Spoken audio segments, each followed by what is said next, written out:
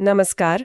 आज हम संविधान के एक बहुत ही फैसिनेटिंग हिस्से की बात करेंगे, directive principles of state policy, जिसे हम डीएसपी भी कहते हैं। हाँ, बिल्कुल। हमारे पास कुछ बढ़िया सोर्सेज हैं इसके लिए, कॉन्स्टिट्यूशनल प्रोविजंस हैं, एक्सपर्ट एनालिसिस भी है जो हमें गाइड करेंगे। मिशन ये है कि हम समझें कि ये प्रिंसिपल्स आखिर हैं क्या, संविधान में क्यों डाले गए और देश को चलाने में, मतलब गवर्नेंस में, इनका एक्चुअल रोल क्या है। तो चलिए इसे गहराई से समझते हैं। बिल्कुल। देखिए, डीएसपी संविधान के पार्ट आईवी में दिए गए हैं, आर्टिकल्स 36 से 51 तक। और ये कॉन्सेप्ट इंटरेस्टिंगली हमने सीधे नहीं बनाया, ये आयरलैंड के संविधान से लिया गया है। अच्छा। और उन्होंने इसे स्पेनिश कॉन्स्टिट्यूशन से अडैप्ट किया था। स्पेसिफिकली आयरलैंड के संविधान का आर्टिकल 45 हमारा मेन सोर्स है, ऐसा कह सकते हैं। इनका जो कोर ऑब्जेक्टिव है वो है इंडिया में सोशो इकोनॉमिक जस्टिस लाना और इंडिया को एक वेलफेयर स्टेट बनाना। वेलफेयर स्टेट, हाँ, मतलब एक ऐसा स्टेट जो अपने सिटीजन्स के वेलफेयर का, उनके भले का ध्यान रखे। ये वो गाइडिंग आइडियल्स हैं जिन्हें स्टेट यानी सरकार को पॉलिसीज बनाते हुए, कानून बनाते हुए ध्यान में रखना चाहिए। एक तरह का रोड मैप है ये। अच्छा, तो ये फंडामेंटल राइट से कैसे अलग है? क्योंकि एफआरएस के बारे में तो हम सुनते हैं कि वो लीगली एनफोर्सेबल हैं, मतलब उनके लिए कोर्ट जाया जा सकता है। हाँ, ये सबसे बड़ा और आप कह सकते हैं क्रूशल डिफरेंस है। फंडामेंटल राइट्स जस्टिशेबल है। जस्टिशेबल, हाँ। मतलब अगर उनका वायलेशन होता है तो आप सीधे कोर्ट जा सकते हैं, रेमेडी मांग सकते हैं। लेकिन डीपीएसपी नॉन जस्टिशेबल है। अच्छा, नॉन जस्टिशेबल मतलब कोर्ट नहीं जा सकते? नहीं, आप इन्हें एनफोर्स करवाने के लिए कोर्ट नहीं जा सकते। दूसरा बड़ा फर्क है इनके नेचर का। एफआरएस ज्यादातर स्टेट की पावर पर लिमिटेशंस लगाते हैं, रोक लगाते हैं, इसलिए उन्हें नेगेटिव ऑब्लिगेशंस भी कहते हैं। जबकि डीपीएसपी स्टेट को कुछ पॉजिटिव एक्शंस लेने के लिए कहते हैं। ये अफर्मेटिव डायरेक्शंस हैं कि आपको ये करना चाहिए सोसाइटी के बेटरमेंट के लिए। अच्छा। और देखिए, आर्टिकल 37 खुद ये बात साफ करता है। हाँ। वो कहता है कि ये प्रिंसिपल्स देश के गवर्नेंस के लिए फंडामेंटल हैं, बेसिक हैं, और कानून बनाते समय इन प्रिंसिपल्स को अप्लाई करना स्टेट की ड्यूटी होगी। ड्यूटी होगी, इंटरेस्टिंग। भले ही एनफोर्सेबल ना हो। एग्जैक्टली। भले ही कोर्ट इन्हें एनफोर्स ना कर सके, गवर्नेंस के लिए ये नॉन नेगोशिएबल गाइडेंस हैं। स्कोप की बात करें तो डीपीएसपी का कैनवस बहुत वाइड है। ये मैक्रो लेवल पर सोसाइटी वाइड चेंजेस की बात करते हैं। और सुप्रीम कोर्ट ने भी टाइम एंड अगेन कहा है कि एफआरएस और डीपीएसपी विरोधी नहीं है। हाँ, ये पॉइंट आपने पहले भी कहा था। हाँ, ये कॉम्प्लीमेंट्री है, हैंड इन हैंड चलते हैं। डीपीएसपी को एफआर का सबऑर्डिनेट मानना ठीक नहीं है। दोनों मिलकर संविधान का कोर बनाते हैं। है ना? सही बात है। इंटरेस्टिंग पॉइंट कि ये सबऑर्डिनेट नहीं है बल्कि कॉम्प्लीमेंट्री है। अब इतने सारे प्रिंसिपल्स हैं आर्टिकल्स 36 से 51 तक, तो क्या इन्हें समझने के लिए किसी तरह क्लासिफाई किया गया है, मतलब कोई कैटेगरीज बनाई गई हैं? हाँ, ब्रॉडली इन्हें समझने के लिए इनके आइडियोलॉजिकल सोर्स और ऑब्जेक्टिव्स के हिसाब से 3 मेन कैटेगरीज में बांटा जाता है। Okay. Socialist principles, Gandhian principles और लिबरल इंटेलेक्चुअल प्रिंसिपल्स। ठीक है। पहले सोशलिस्ट प्रिंसिपल्स को देखते हैं।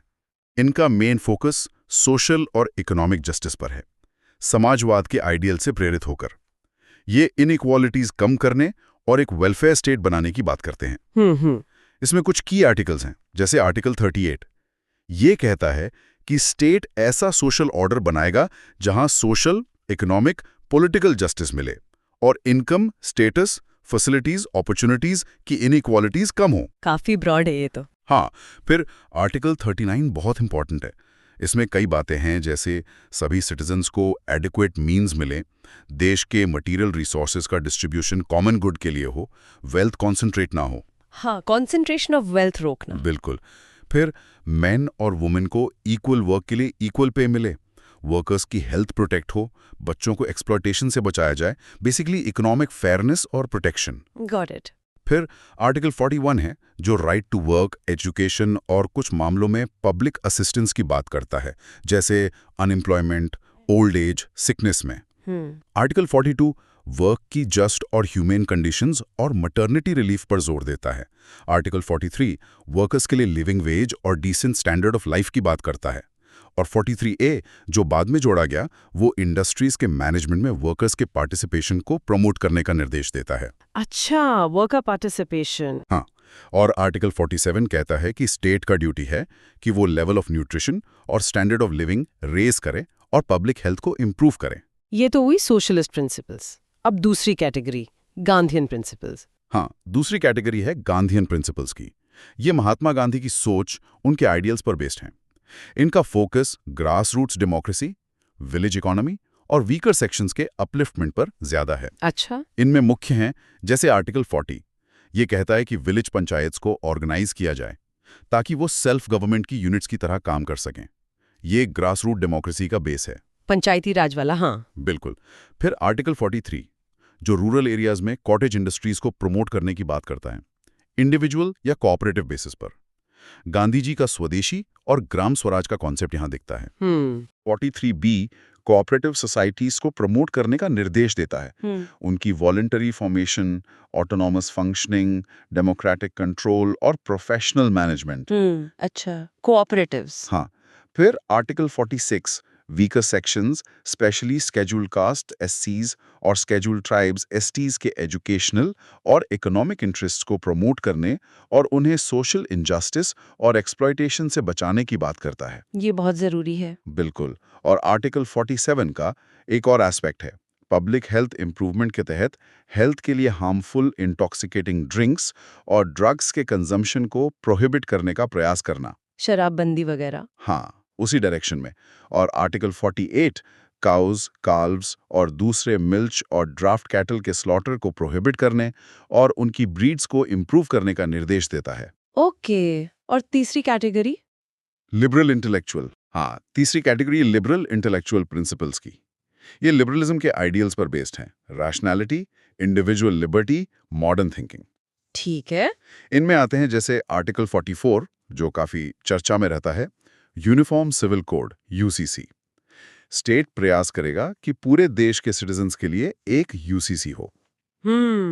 यूसीसी। फिर आर्टिकल 45, इसमें ओरिजिनली 14 साल तक के बच्चों की शिक्षा की बात थी, पर अमेंडमेंट के बाद अब ये अर्ली चाइल्डहुड केयर और 6 साल तक के बच्चों की एजुकेशन की बात करता है। हाँ, ये बदला था। हाँ।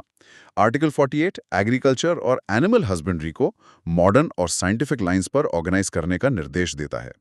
आर्टिकल 48A ये बाद में जोड़ा गया, एनवायरनमेंट को प्रोटेक्ट और इम्प्रूव करने और फॉरेस्ट्स और वाइल्ड लाइफ को सेफगार्ड करने की बात करता है। एनवायरनमेंट प्रोटेक्शन, हाँ। बिल्कुल। आर्टिकल 49 कहता है कि नेशनल इंपॉर्टेंस के आर्टिस्टिक या हिस्टोरिक इंटरेस्ट के मॉन्यूमेंट्स और प्लेसेस को प्रोटेक्ट करना स्टेट की ऑब्लिगेशन है। धरोहर बचाना। हाँ जी। आर्टिकल 50 जुडिशरी को एग्जीक्यूटिव से सेपरेट करने की बात करता है। पब्लिक सर्विसेज में सेपरेशन ऑफ पावर्स के लिए जरूरी है। राइट। और article 51 international peace and security promote करने की बात करता है, नेशंस के बीच जस्ट रिलेशंस, इंटरनेशनल लॉ का रिस्पेक्ट और डिस्प्यूट्स को आर्बिट्रेशन से सेटल करने का एनकरेजमेंट। वाओ, ये तो वाकई एक तरह का कॉम्प्रिहेंसिव विजन डॉक्यूमेंट जैसा लगता है स्टेट के लिए। क्या ये प्रिंसिपल्स हमेशा से ऐसे ही रहे हैं या समय के साथ इनमें कोई चेंजेस, कोई एडिशंस भी हुए हैं? अमेंडमेंट्स हुए हैं इनमें। हाँ, बिल्कुल हुए हैं। और कुछ बहुत सिग्निफिकेंट अमेंडमेंट्स हुए हैं जिन्होंने डीएसपी के स्कोप को और बढ़ाया है। अच्छा, जैसे? सबसे इंपॉर्टेंट शायद 42nd अमेंडमेंट एक्ट 1976 था। इसे मिनी कॉन्स्टिट्यूशन भी कहते हैं। हाँ, सुना है। इसने 4 नए डीपीएसपी जोड़े या मॉडिफाई किए थे। आर्टिकल 39F को मॉडिफाई किया बच्चों के हेल्दी डेवलपमेंट के अपॉर्चुनिटी सिक्योर करने के लिए। फिर आर्टिकल 39A जोड़ा गया जो कहता है कि स्टेट गरीबों को फ्री लीगल एड देगा। फ्री लीगल एड, ये जरूरी था। हाँ, ताकि जस्टिस डिनाई ना हो। फिर आर्टिकल 43A जोड़ा गया जो इंडस्ट्रीज के मैनेजमेंट में वर्कर्स के पार्टिसिपेशन की बात करता है। वर्कर पार्टिसिपेशन, हाँ। और आर्टिकल 48A जोड़ा गया एनवायरनमेंट, फॉरेस्ट्स और वाइल्ड लाइफ को प्रोटेक्ट और इम्प्रूव करने के लिए। ये सब सोशो इकोनॉमिक जस्टिस और एनवायरमेंटल प्रोटेक्शन पर बढ़ते फोकस को दिखाता है। फिर आया 44th अमेंडमेंट एक्ट 1978। इसने एक तो आर्टिकल 38 में एक नया क्लॉज जोड़ा जो कहता है कि स्टेट सिर्फ इंडिविजुअल्स के बीच ही नहीं बल्कि ग्रुप्स के बीच भी इनकम, स्टेटस, फैसिलिटीज, अपॉर्चुनिटीज में इनइक्वालिटीज मिनिमाइज करने का प्रयास करेगा। अच्छा, ग्रुप्स के बीच भी? हाँ। और दूसरा बड़ा काम इसने ये किया कि राइट टू प्रॉपर्टी को फंडामेंटल राइट्स की लिस्ट से हटा दिया। उसे आर्टिकल 300A के तहत एक लीगल राइट बना दिया। इससे डीएसपी खासकर लैंड रिफॉर्म्स जैसे मेजर्स को इम्प्लीमेंट करना आसान हुआ। राइट टू प्रॉपर्टी वाला चेंज बहुत था। बहुत बड़ा। और फिर 86th अमेंडमेंट एक्ट 2002 भी बहुत क्रूशल है। इसने आर्टिकल 45 का सब्जेक्ट मैटर बदल दिया। अब ये 6 साल तक के बच्चों के अर्ली चाइल्डहुड केयर और एजुकेशन की बात करता है। हाँ। और 6 से 14 साल के बच्चों के लिए एजुकेशन को आर्टिकल 21A के तहत एक फंडामेंटल राइट बना दिया गया। अच्छा, तो डीपीएसपी से निकलकर वो एफआर बन गया। हाँ, पार्शियली।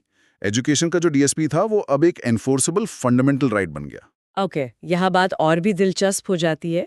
फंडामेंटल राइट्स और डीएसपीपी एक तरफ लीगली इन्फोर्सेबल राइट्स है, दूसरी तरफ नॉन इन्फोर्सेबल प्रिंसिपल्स, पर जिन्हें फंडामेंटल इन गवर्नेंस कहा गया है। अगर इनमें कॉन्फ्लिक्ट हो, टकराव हो, तो क्या होता है? कोर्ट्स ने इस टेंशन को कैसे हैंडल किया है, ये जानना चाहेंगे। हाँ, ये वाकई एक कॉम्प्लेक्स लीगल क्वेश्चन रहा है और सुप्रीम कोर्ट का स्टैंड इस पर कह सकते हैं ओवर टाइम इवॉल्व हुआ है। कुछ लैंडमार्क केसेस हैं जो इस एवोल्यूशन को दिखाते हैं। शुरुआत हुई state of Madras versus Champakam Dorairajan case से 1951 में। ओके, सबसे पहला। हाँ, इसमें एससी ने क्लियर कट कहा कि अगर एफआरस और डीएसपीपी में कॉन्फ्लिक्ट होगा तो एफआरस प्रिवेल करेंगे, मतलब एफआरस को प्राथमिकता मिलेगी, डीएसपीपी को एफआरस के सब्सिडियरी रहना होगा, सहायक। लेकिन साथ ही कोर्ट ने कहा कि पार्लियामेंट चाहे तो एफआरस को अमेंड कर सकती है। अच्छा। फिर आया Golaknath versus state of Punjab case 1967 में। इसमें एससी ने अपना पहले का स्टैंड पलट दिया। हाँ, और कहा कि पार्लियामेंट फंडामेंटल राइट्स को अमेंड नहीं कर सकती, डीएसपी को इंप्लीमेंट करने के लिए भी नहीं। ये बहुत बड़ा शिफ्ट था। वाओ। इसके रिएक्शन में फिर पार्लियामेंट ने 24th और 25th अमेंडमेंट्स पास किए। फिर मामला पहुंचा ऐतिहासिक Kesavananda Bharati versus state of Kerala case में 1973। हाँ, केशवानंदा भारती तो लैंडमार्क है। बिल्कुल। एससी ने गोलकनाथ वर्डिक्ट को ओवररूल किया, कहा कि पार्लियामेंट संविधान के किसी भी पार्ट को अमेंड कर सकती है, इंक्लूडिंग एफआरस, लेकिन संविधान के बेसिक स्ट्रक्चर को नहीं बदल सकती। बेसिक स्ट्रक्चर डॉक्ट्रिन, हाँ। एग्जैक्टली, यहीं से आया। और इसी कॉन्टेक्स्ट में राइट टू प्रॉपर्टी को एफआर से हटाने का रास्ता भी साफ हुआ। आखिरकार Minerva mills versus union of India case 1980 में एससी ने इस इशू को काफी हद तक सेटल किया। एससी ने 42nd अमेंडमेंट के उस प्रोविजन को स्ट्राइक डाउन कर दिया जिसने डीएसपी को एफआरस पर आर्टिकल्स 14-19 पर एक तरह की ब्लैंकेट सुप्रीमेसी दे दी थी। अच्छा। कोर्ट ने कहा कि एफआरएस और डीएसपी के बीच हार्मनी एंड बैलेंस, सामंजस्य और संतुलन संविधान के बेसिक स्ट्रक्चर का एसेंशियल फीचर है। आप एक को दूसरे पर कंप्लीटली डोमिनेट नहीं कर सकते। अच्छा, तो बैलेंस इज की। हाँ, दोनों के बीच संतुलन बनाए रखना होगा। ये दिखाता है कि कोर्ट ने दोनों को इक्वली इंपॉर्टेंट माना है, एक दूसरे का पूरक माना है। ओके, तो इसका मतलब क्या निकलता है? ये प्रिंसिपल्स, ये कोर्ट केसेस, ये बैलेंस की बात, क्या ये सब थ्योरेटिकल है या डीएसपी को लागू करने के लिए जमीन पर भी कुछ काम हुआ है? नॉन जस्टिसेबल होने के बावजूद क्या सरकारें ने फॉलो करती हैं? क्या कोई असर दिखता है? नहीं, ये सिर्फ थ्योरेटिकल नहीं है। यहाँ दिलचस्प बात यह है कि नॉन जस्टिसिएबल होने के बावजूद डीएसपी सिर्फ कागजी आइडियल्स नहीं रहे हैं। एक्चुअली आज़ादी के बाद से लेकर अब तक सेंट्रल और स्टेट गवर्नमेंट्स ने डीएसपी को इम्प्लीमेंट करने के लिए बहुत सारे लॉज और पॉलिसीज बनाई हैं। अच्छा। हाँ, ये दिखाता है कि पॉलिटिकल विल हो तो इन्हें इम्प्लीमेंट किया जा सकता है। कुछ एग्जाम्पल्स देखें, जैसे लैंड रिफॉर्म्स आर्टिकल 39 की स्पिरिट में जमींदारी, जागीरदारी जैसे सिस्टम्स अबॉलिश किए गए। हाँ, लैंड रिफॉर्म्स तो हुए थे। बिल्कुल। लैंड सीलिंग लॉज लाए गए ताकि लैंड कॉन्सेंट्रेशन रुके। टेनेंसी रिफॉर्म्स हुए, सरप्लस लैंड लैंडलेस लोगों में डिस्ट्रीब्यूट की गई। हाँ, ये बात सही है कि इम्प्लीमेंटेशन अनइवन रहा है, हर जगह एक जैसा नहीं हुआ, पर एफर्ट तो हुआ है।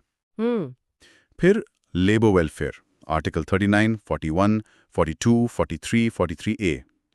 वर्कर्स के प्रोटेक्शन के लिए ढेरों कानून बने हैं। मिनिमम वेजेस एक्ट 1948, फिर हाल ही में कोड ऑन वेजेस 2020 आया है, contract labour act 1970, child labour prohibition and regulation act 1986, bonded labour system abolition act 1976, maternity benefit act 1961, equal remuneration act 1976। लंबी लिस्ट है। हाँ, काफी कानून है। बिल्कुल। ट्रेड यूनियंस को भी लीगल रिकॉग्निशन मिली है। फिर पंचायती राज आर्टिकल 40 का सीधा इम्प्लीमेंटेशन। 73rd अमेंडमेंट एक्ट 1992 ने पूरे देश में 3 टियर पंचायती राज इंस्टीट्यूशंस को कॉन्स्टिट्यूशनल स्टेटस दिया, ग्रासरूट्स डेमोक्रेसी को स्ट्रेंथन किया। हाँ, ये तो बड़ा कदम था। बहुत बड़ा। फिर cottage industries article 43, khadi and village industries commission, silk board, coir board जैसे बॉडीज सेटअप किए गए हैं रूरल एरियाज में कॉटेज इंडस्ट्रीज को सपोर्ट करने के लिए। Education article 4521A right to education act 2009 के तहत 6 से 14 साल के बच्चों के लिए एलिमेंट्री एजुकेशन फ्री और कंपलसरी है। ये अब FR है। अर्ली चाइल्डहुड केयर के लिए भी स्कीम्स हैं जैसे ICDS। Rural development and health article 47।